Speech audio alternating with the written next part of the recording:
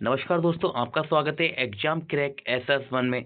और आप रेलवे के किसी भी एग्जाम की तैयारी कर रहे हो तो ये वीडियो आपके लिए बहुत ही महत्वपूर्ण होने वाली है, क्योंकि इस वीडियो में मैं आपको बताता हूँ मैथ के इंपॉर्टेंट क्वेश्चन जो कि रेलवे की परीक्षाओं में सबसे ज़्यादा बार पूछे जाते हैं। जिस तरह क्वेश्चन इस पार्ट में दिए गए हैं उसी तरह क्वेश्चन आपके एग्जाम में भी आएंगे। ये पार्ट नंबर 58 है और इससे पहले वाला पार्ट आपने नहीं देखे हैं तो हमारे चैनल की प्ले लिस्ट में जाकर जरूर देंगे। सारे पार्ट बहुत ही इंपॉर्टेंट है। तो चलिए शुरू करते हैं आज की क्लास। आज का क्वेश्चन नंबर पहला, ये क्वेश्चन नंबर पहला है। इस क्वेश्चन आपसे कह रहा है वह निश्चित धनराशि क्या होगी। आपसे पूछ रहा है कि धनराशि क्या होगी जो 2 वर्ष में 12.5% वार्षिक चक्रवृद्धि ब्याज की दर से यानी 6,800 हो जाती है। ये 6,800 क्या है? ये है चक्रवृद्धि ब्याज। तो आपसे कह रहा है कि धनराशि क्या होगी। तो आपसे धनराशि से पूछ रहा है। देखिए यहाँ दिया गया है 12.5%, इसकी वैल्यू होती है 1/8। 12.5% की वैल्यू होती है 1/8। अब जैसे ये नहीं पता कि इसकी वैल्यू 1/8 कैसे होती है, वो भी सीख लो कैसे होती है। तो ये लिखा देखिए 12 सही 1/2 लिखा है। तो हमें कैसे क्या, देखिए 2 की गुणा करेंगे 12 के साथ में। देखिए 12 दूनी 24 और 1 जोड़ देते हैं। तो 12 दूनी 24 और 1 25, यानी ये हो जाएगा 25/2। ये आएगा 25/2। और ये पृथ्वी से हटता है तो नीचे क्या आता है? 100 आता है। नीचे 100 आता है। 30 हम इसे काटेंगे 25 से कम 25 और 25 चौका 100। तो देखिए इसे ऊपर हो जाएगा हमारा 1 हो जाएगा और ये 2 और 4 की गुणा करेंगे 2 चौक 8, यानी इसलिए इस तरह से 12.5% की वैल्यू होती है 1/8। अगर आपको याद ना हो तो आप इस तरह से निकाल लेना एग्जाम में। तो इसकी वैल्यू आ गई 1/8 आ गई। और उसका समय दिया गया है वो है 2 वर्ष। तो मान लिया हमारा जो धन था पहले 8 था और 1 का ब्याज मिला तो वो कितना हो जाएगा? वो हो जाएगा 8 से 9 हो जाएगा। और समय दिया गया है 2 साल। तो हम क्या करेंगे? इसका कर देंगे स्क्वायर। जब हम इसका स्क्वायर करेंगे तो 8 का स्क्वायर होता है 64 और 9 का स्क्वायर होता है 81। देखिए ये हमारा हो जाएगा अमाउंट और ये हो जाएगा हमारा प्रिंसिपल। और इसका अंतर लेंगे, ये हो जाएगा CI यानी कि चक्रवृद्धि ब्याज हो जाएगा। तो 64 81 का अंतर कितना आएगा? यानी कि 11 में से 4 जाएंगे तो 7 और 7 में से 6 जाएंगे तो 1, यानी कि इसका अंतर आया 17। क्वेश्चन कह रहा है कि जो चक्रवृद्धि ब्याज हमारा 17 आ गया। ठीक है, क्वेश्चन कह रहा है कि चक्रवृद्धि ब्याज 17 नहीं है, कितना है? दो। देखिए क्वेश्चन को आसान बनाने के लिए हम यहाँ से 2 जीरो काट देंगे। मतलब चक्रवृद्धि ब्याज हमारा 17 नहीं होकर कितना है? 68 है। कितना है? 68 है। इसका कितना गुना? इसका होगा 4 गुना। 17 चौका होता है 68, इसका 4 गुना है। तो हमारा जो प्रिंसिपल 64 ना होकर 64 गुणा करेंगे 4 से, कि 64 इंटू 4 करेंगे तो 4 चौक 16। 4 चौक 16। और देखिए 2 जीरो हमने जो यहाँ काटे हैं वो 2 जीरो तो हमारे आंसर में आएंगे। और 4 की गुणा करेंगे 4 चौक 16, यानी कि 2 जीरो के बाद में आपका 6 आएगा। यानी कि 6 जो ऑप्शन आपका आंसर होगा उसके लास्ट में 600 होगा। और 600 कहाँ है? ये है ऑप्शन नंबर डी में। यही हमारा राइट आंसर जाएगा ऑप्शन नंबर डी। अगर आप इसे गुणा करना चाहें तो पूरी गुणा कर सकते हैं। आपका आंसर आएगा 25,600। यानी कि आपका जो प्रिंसिपल यानी कि धनराशि होगी वो कितनी होगी? वो होगी 25,600। क्वेश्चन नंबर 2, देखिए इस क्वेश्चन आपसे कह रहा है एक जूट के बैग को 48 में बेचने पर अश्मिता को 20% की हानि हुई। अब क्या हुआ? 20% की हानि। तो आपसे कह रहा है 20% लाभ अर्जित करने के लिए जूट के बैग का विक्रय मूल्य क्या होना चाहिए। तो देखिए आपसे कह रहा है कि मतलब जूट के बैग का विक्रय मूल्य क्या होना चाहिए, हमें लाभ चाहिए 20%। तो देखिए 20% की वैल्यू होती है 1/5। इसकी वैल्यू होती है 1/5। तो देखिए जो हमारी वस्तु थी वो 5 रुपए की थी, लेकिन हमें 1 का हमें लाभ चाहिए, यानी कि इस पे 1 का लाभ मिल रहा है। तो हम इसे कितने में बेचेंगे? 5 की थी, 1 का लाभ लेंगे तो हम कितने में बेचेंगे? तो हम इसे बेचेंगे 6 में। और देखिए 6 किससे बनता है? ये बनता है 3 × 2 से मिलकर बनता है। 3 × 2 से मिलकर बनता है। या देखिए या तो आप डायरेक्ट ऑप्शन में ये देख लो। अगर आप डायरेक्ट देखना चाहेंगे तो देख लो आप 6 का मल्टीपल कौन सा ऑप्शन है, भाई हमारा आंसर हो जाएगा। और देखिए 6 से देखेंगे, चेक करेंगे तो ये होता है 8।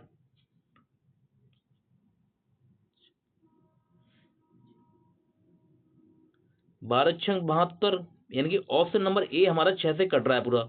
राइट आंसर हो जाएगा हमारा ऑप्शन नंबर ए। तो यार आप शॉर्ट तरीका एग्जाम में करना चाहें तो आप इस तरह से कर सकते हैं एग्जाम में बिल्कुल। क्वेश्चन को देखते ही आपका इस तरह से आंसर रहेगा। और ऐसा समझ में नहीं आया तो देखिए, हमें चाहिए 20% का लाभ। कोशिश होती है अपने आप में 100% होती है। जब 20% का लाभ चाहिए 100 में 20 जोड़ेंगे तो कितना हो जाएगा, वो हो जाएगा 120 हो जाएगी। और 120 में देखिए आपको 3 मिल रहा है, यानी कि जो जीरो छोड़ दो आप, ठीक है। तो ये 12 किससे मिलकर बना है, ये बना है 3 इंटू 4 से मिलकर बना है 12।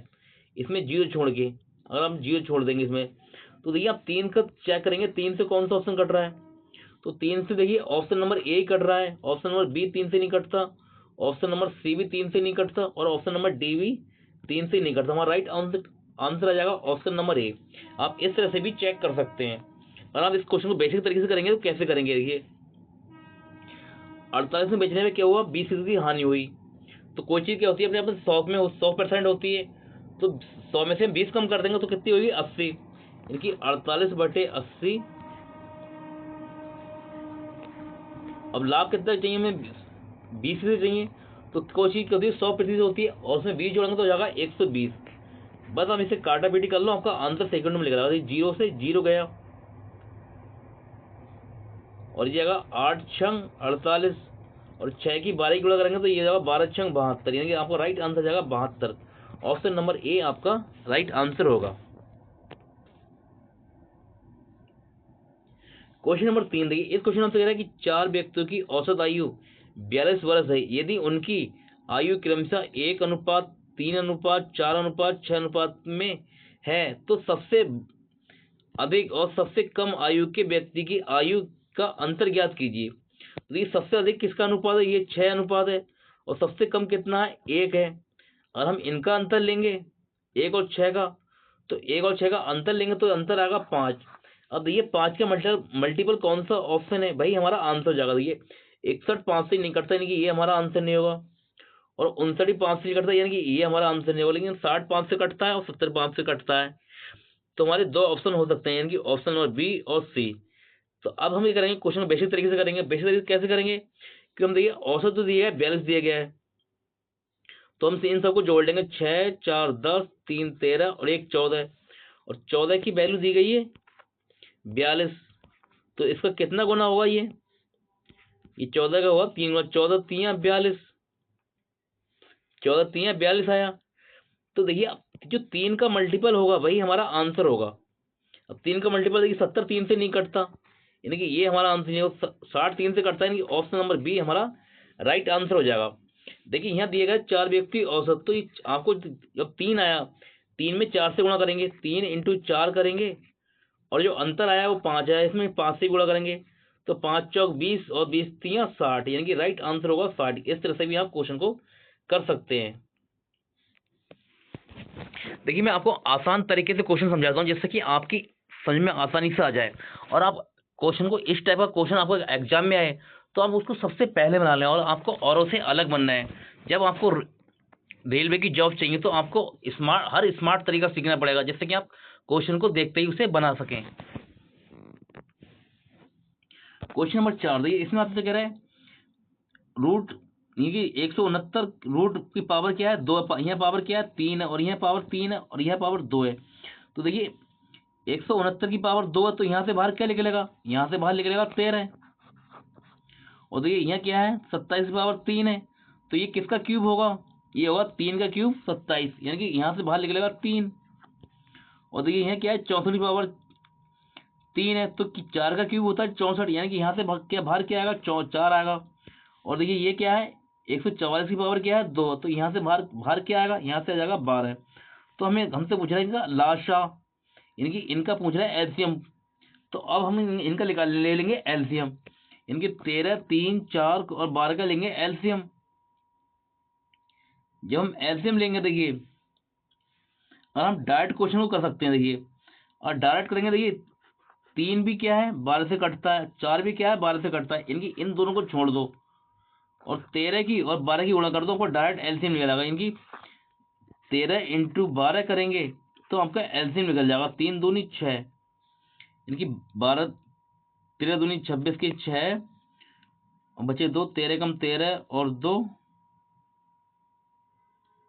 15, यानी कि 156 हमारा राइट आंसर होगा।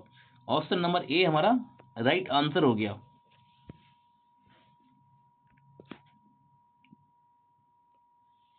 क्वेश्चन नंबर 5 देखिए, इस क्वेश्चन आंसर करें, किसी संख्या के 3/5 के 7/17 का 2/5 भाग 84 है, उस संख्या का 40% ज्ञात कीजिए।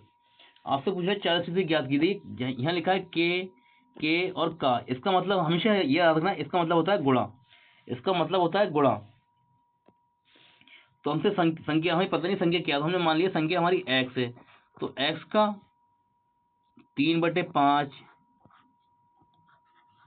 और फिर ये के गुणा कर लगाएंगे 7/17 और फिर का मतलब क्या है गुणा, कि 2/5, ये बराबर दिया गया है आपका 84। अब काट लो हमसे, जो कटता रही है 3 सत्ते 21, 21 दूनी 42, यानी कि ये 42 हो गया, और 42 से 84 कई बार में जाएगा, ये 42 से 84 जाएगा 2 बार में, यानी कि ये कट जाएगा इसके 2 बार में। अब नीचे गुणा करो, 5 की 5 गुणा 5 25 और 2 25 दूनी 50 और 17 पंजे 85, 17 5 25 25 दूनी 50 17 पंजे 85, यानी कि ये आया 850, आपका 850 आया। अब इसका निकालो 40% इंटू 40% निकालेंगे तो नीचे क्या आएगा आपका 100 आ जाएगा, 100 आएगा, तो जीरो से जीरो कट जाएगा, तो ये हो जाएगा आपका 5 चौक 20 का 0 हासिल 2 और 8 चौक 32 और 2 34, देखिए 340 आपका राइट आंसर होगा। ऑप्शन नंबर डी हमारा राइट आंसर हो गया।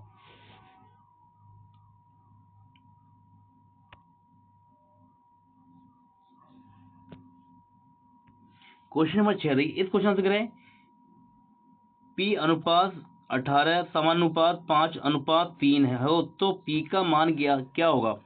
देखिए आपको बता दूं क्वेश्चन करने का तरीका, पहले देखिए वीडियो को आप पॉज करिए और क्वेश्चन खुद से बनाइए। आप देखिए क्वेश्चन आपसे बनना है तो अच्छी बात है, अगर नहीं बनना है तो आप सीखो कि क्वेश्चन कैसे हो रहा है, और जब मैं आपको क्वेश्चन करा दूं ठीक है, तो आपको वीडियो को पॉज करना है और एक बार क्वेश्चन को खुद से बनाना है कॉपी पेन लेके। और आप हर क्वेश्चन पे इस तरह से करेंगे तब आपकी मैथ बहुत ही 1 से 2 महीने में इतनी अच्छी हो जाएगी कि आप जब एग्जाम देने जाएंगे तो क्वेश्चन को आप यूं बहुत आसानी से हर क्वेश्चन को बना लेंगे चुटकियों में। देखिए क्वेश्चन कैसे कर रहा है, देखिए जब भी इस टाइप का क्वेश्चन आपसे पूछा तो हमेशा याद रखना, इनकी गुणा करना है, इनकी करीब वालों की गुणा करना है और फिर बाहर वालों की गुणा करना होती है। हमें पहले करीब की गुणा करेंगे फिर बाहर की गुणा करेंगे, इनकी करीब की गुणा करेंगे तो ये हो जाएगा 18 इंटू 5 और बराबर P इंटू 3। अब इसे हम काटेंगे, देखिए 3 से ये जाएगा 6 बार में, 3 छंग 18 और 6 पंजे 30, यानी कि आपका 30 बराबर हो गया P, यानी कि P का जो मान आ गया वो आ गया 30, यानी कि ऑप्शन नंबर बी हमारा राइट आंसर हो जाएगा। तो एक क्वेश्चन नंबर 7, इस क्वेश्चन आंसर करें, P Q की तुलना में 50% अधिक समय लेता है, यानी जो P है वो P Q की तुलना में 50% अधिक समय लेता है। यदि वे एक साथ कार्य करते हैं तो कार्य 18 दिनों में पूरा हो जाएगा, तो Q अकेले उस कार्य को कितने दिनों में पूरा करेगा। तो आपसे Q अकेले किस कार्य को, देखिए यहाँ दिया P और ये Q, और 50% की वैल्यू होती है 1/2। तो देखिए जो आपका जो इनका समय का जो अनुपात है, यानी कि जो Q है वो लेता है 2 समय, तो Q किसके कितना गुना लेता है, आपके क्वेश्चन आपसे कह रहे थे कि जो P Q की तुलना में 50% अधिक समय लेता है, तो जो Q 2 लेता है तो P कितने लेगा, इसका एक, इनकी एक इसका ज्यादा, तो ये लेगा 3। ये आ गया, जब इसकी क्षमता का अनुपात निकालेंगे तो इसका उल्टा हो जाएगा, क्षमता का अनुपात क्या होगा, इसका उल्टा ये हो जाएगा 2:3 हो जाएगा, 2:3 हो गया। देखिए Q की जो क्षमता आ गई वो आ गई 3 और P की जो क्षमता आ गई वो आ गई 2। अब हम निकालते हैं टोटल कार्य, तो इन दोनों जोड़ेंगे, 2 को और 3 को जोड़ेंगे तो ये होगा 5, और दोनों कार्य कितने दिनों में पूरा करते हैं, वो करते हैं 18 दिन में, इनकी 18, ये आ गया हमारा टोटल कार्य। तो हमसे क्वेश्चन कर रहा है Q अकेले उस कार्य को कितने दिनों में पूरा करेगा, तो ये क्यू की क्षमता कितनी है, वो क्यू की है 3, तो हम 3 से इसे भाग दे देंगे, तो 3 छंग 18 और 5 छक 30, यानी क्यू को कितना समय लगेगा, वो लगेगा 30 दिन। यानी ऑप्शन नंबर ए हमारा राइट आंसर हो जाएगा। क्वेश्चन नंबर 8, इस क्वेश्चन से कह रहे हैं यदि ये संख्या दी गई कि प्रत्येक विषम अंक में 3 जोड़ा जाए और प्रत्येक सम अंक में 2 घटाया जाए तो इस प्रकार बने सबसे बड़े और सबसे छोटे अंक का अंतर कितना होगा। तो देखिए अगर प्रत्येक अंक में हम जोड़ने बैठेंगे घटाना बैठेंगे तो आपको काफी टाइम लगा, लेकिन आप क्वेश्चन को समझो। क्वेश्चन क्या कह रहे हैं, देखिए आपसे कह रहे हैं कि प्रत्येक विषम में क्या है 3 जोड़ना है, तो सबसे बड़ा विषम कौन सी है, संख्या है यहाँ 5 है, तो 5 में हम 3 जोड़ दें तो कितना हो जाएगा, ये हो जाएगी 8 हो गई। और आपसे आगे क्वेश्चन कह रहा है कि प्रत्येक सम अंक में 2 घटाया जाए और सबसे छोटा सम अंक क्या है 2 है और 2 में से हम 2 घटाएंगे तो क्या आएगा 0 आएगा। तो आपसे यानी कि 2 में से हम -2 कर देंगे तो क्या आएगा 0 आएगा इस तरह से। तो आपसे कह रहा है इस प्रकार बने सबसे बड़े और सबसे छोटे अंक का अंतर कितना होगा। सबसे बड़ा क्या बना 8 बना और सबसे छोटा क्या बनना है 0 बनना है। हमसे पूछ रहा है इनका अंतर, तो अंतर क्या आएगा, अंतर आएगा 8, यानी कि ऑप्शन नंबर ए हमारा राइट आंसर हो जाएगा। क्वेश्चन नंबर 9, इस क्वेश्चन आपसे कह रहे हैं यदि एक व्यक्ति एक निश्चित दूरी 5 किलोमीटर प्रति आवर की चाल से तय करने में 36 मिनट का समय लेता है तो उसके द्वारा तय की गई दूरी ज्ञात करें। तो आपसे कह रहे हैं कि उसके द्वारा तय की गई दूरी है। तो देखिए आपको बता दूं मैं आपको, दूरी बराबर होता है चाल इंटू समय। तो चाल कितनी दी गई है, ये दी गई 5 किलोमीटर, इनकी 5 और समय कितना दिया गया, वो दिया गया 36 मिनट। 36 मिनट देखिए ये है किलोमीटर में और ये है मिनट में, लेकिन सारे ऑप्शन क्या है हमारे किलोमीटर में, तो हम 36 को किलोमीटर बदलने के लिए करेंगे 60 से इसे भाग देंगे तो ये हमारा घंटे में कन्वर्ट हो जाएगा। तो ये हम 5 से काटें इसे, देखिए 5 से जाएगा 60, 12 बार में 12 पंजे 60 होगा, 12 से 36 जाएगा, 12 3 36, यानी कि जो हमारी दूरी आ गई वो आ गई 3 किलोमीटर, यानी कि ऑप्शन नंबर डी हमारा राइट आंसर हो जाएगा। क्वेश्चन नंबर 10, देखिए इस क्वेश्चन आपसे कह रहे हैं किसी समकोण त्रिभुज के कड़ की लंबाई 13 सेंटीमीटर है और अन्य 2 भुजाओं में से एक भुजा की लंबाई 5 सेंटीमीटर है तो त्रिभुज का क्षेत्रफल कितनी होगा, यानी कि कितना होगा, आपको बताना है कि त्रिभुज का क्षेत्रफल कितना होगा। तो देखिए यहाँ दिया है कड़, ये आपको होता है समकोण त्रिभुज, ये होता है कड़, ये दिया गया आपको 13 सेंटीमीटर और ये भुजा दी गई है आपको 5 सेंटीमीटर। तो आपसे ये वाली भुजा पूछा है, इसे मान लिया हमने एक्स है और ये हम पाइथागोरस प्रमेय के द्वारा करेंगे तो हम करेंगे सब 13 का स्क्वायर करेंगे और 5 का स्क्वायर करेंगे, यानी कि रूट 13 का स्क्वायर माइनस 5 का स्क्वायर, तो ये हो जाएगा 13 का 169, 12 का 25, इसको रूट के अंदर होगा 144 और 44 से बाहर आ जाएगा आपका 12 बाहर आएगा। तो ये जो एक्स आ गई ये भुजा आ गई हमारी 12 है। तो त्रिभुज का जो क्षेत्रफल होता है वो होता 1/2 इंटू आधार गुणे ऊंचाई, आधार कितना है 5 है और ऊंचाई कितनी है 12 है, तो ये जाएगा 2 छंग 12 और 6 पंजे 30, यानी कि 5 छक 30, यानी कि इस तरह से क्वेश्चन का राइट आंसर जाएगा 30 सेंटीमीटर, यानी कि ऑप्शन नंबर सी हमारा राइट आंसर होगा। लेकिन अगर देखिए अगर आपको ट्रिपलेट याद है तो इस क्वेश्चन को आप सेकंडों में बना लोगे, आपको ये सब करने की जरूरत नहीं पड़ेगी। तो ये आपको बता दूं ट्रिपलेट होती है 5 12 13, ये ट्रिपलेट होती है। अगर आपको ये देखिए याद नहीं हो, अगर आपको एग्जाम में निकालना पड़ेगा तो कैसे निकालोगे आप, सबसे आसान तरीका बताऊंगा कैसे निकालना। देखिए जैसे सबसे छोटी भुजा कौन सी है 5 है, आपको करना है 5 का स्क्वायर करना है, 5 का स्क्वायर होता है 25 और 25 में से 1 माइनस कर दो तो आएगा 24 और 24 को 2 से भाग कर देंगे तो आ जाएगा 12, यानी कि एक भुजा आपकी आ गई 12 सेंटीमीटर।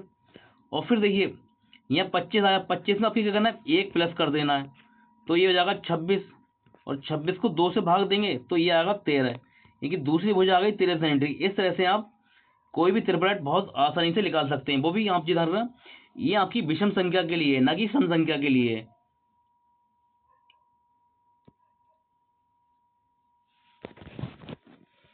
ये थे आज के हमारे इंपॉर्टेंट क्वेश्चन। अगर आपको हमारी वीडियो अच्छी लगी तो वीडियो को लाइक शेयर कमेंट जरूर करें। अगर आप हमारे चैनल पर नए हैं तो हमारे चैनल को सब्सक्राइब करें इसी तरह की वीडियो पाने के लिए। मिलते हैं आपसे अगली क्लास में, तब तक के लिए नमस्कार।